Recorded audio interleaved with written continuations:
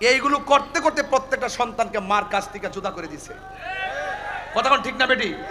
এইগুলা করতে করতে এইরকম সালাম করা, শিরিক, ফতোয়া দিতে দিতেই শেষ পর্যন্ত শিক্ষকদেরকে অপমান করা শুরু হয়েছে। কথা কোন ঠিক কিনা? আর যাব না, তবে পায়ে হাত দিয়া বইলা দিয়া যায়, পীর মুরিদি ছিল, পীর মুরিদি আছে, পীর মুরিদি থাকবে। কথা বলেন ঠিক কিনা? মাজার জিয়ারত ছিল, মাজার জিয়ারত আছে, মাজার জিয়ারত থাকবে। সবে বরাতে হালুয়া রুটি ছিল, হালুয়া রুটি আছে, হালুয়া রুটি থাকবে। নবী পাককে দাঁড়িয়ে সালাম দেওয়া ছিল, আছে, থাকবে। মা বাবার দেখেন কত বড় বিয়াদব, কয় পায়ে ধরে সালাম করেন যেত না, সালাম করে নাকি শিরিক হয়ে যাবো গা। এইগুলো করতে করতে প্রত্যেকটা সন্তানকে মার কাছ থেকে জুদা করে দিছে। কথা কোন ঠিক না বেটি?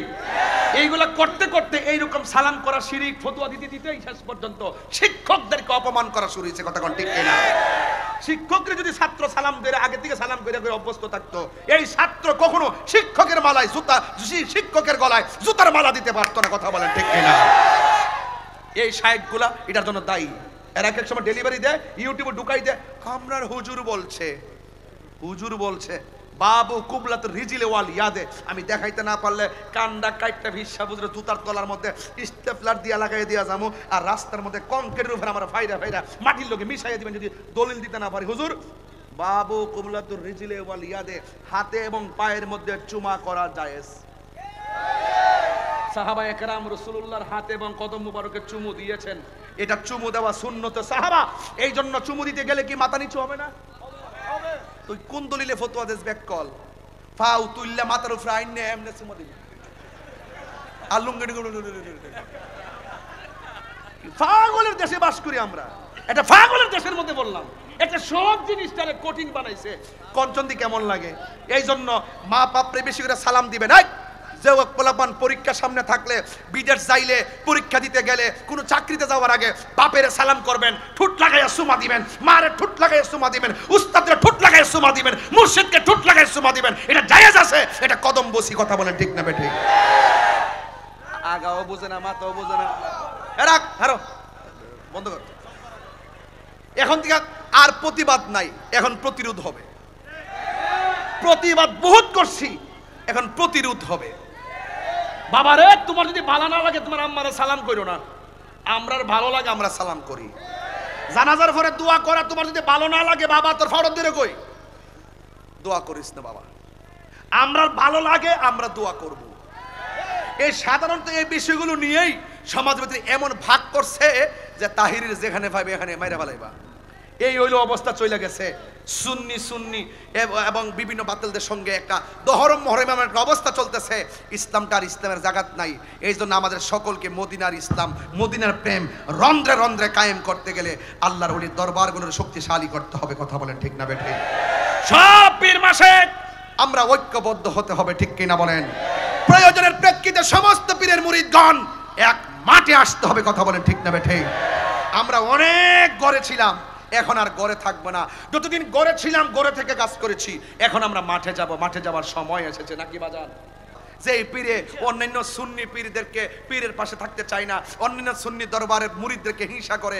ওই যে গতকাল ওয়াজের মধ্যে পড়ছিলাম, এই যে হুজুর আপনি যে বলছেন ইয়াত্তারিউল্লাহু আযজা ওয়া জাল্লা ইলা খালকিহি লাইলাতান নিসফি মিন শাবান ফায়াগফিরু লিইবাদিহি ইল্লা লিসনাইনে মুশাহিনিন ওয়া কাতিলি নাফসিন। এখানে বলছেন যে শবে বরাতের রাত্রে আল্লাহ পাক তার রহমতের সামিয়ানার খাতিরে, রহমতের চাদরের বরকতে ইচ্ছা অনুযায়ী সবাইকে মাফ করে দিবে, ইল্লাল ইসনাইনে, দুই শ্রেণীর লোক ব্যতীত। এর মধ্যে এক নম্বর আছে মুশাহিনিন, মানে হিংসুক।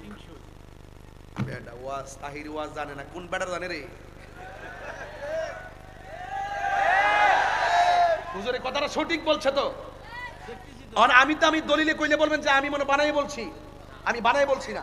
দলিল আছে, সবে বরাত রাত গেছে, আল্লাহ ইচ্ছা করলে রহমত দ্বারা, মাগফিরাত দ্বারা, গাফফার দ্বারা আল্লাহ সব গুনাহ মাফ করে দিবে। কিন্তু মুশাহিন যারা হিংসুক এদেরকে আল্লাহ মাফ করবে না। এই জন্য কোনো সুন্নির উচিত নয়, কোনো পীরের উচিত নয়, কোনো মুরিদের উচিত নয় অন্য সুন্নিকে হিংসা করা, অন্য পীরের মুরিদকে হিংসা করা।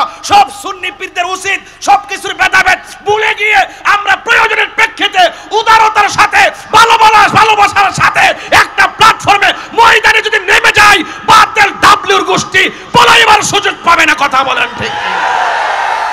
তুমি কে আমি কে? নীরব না বিপ্লব? নীরব না বিপ্লব? তুমি কে আমি কে? দিয়েছি তো রক্ত। তুমি কে আমি কে?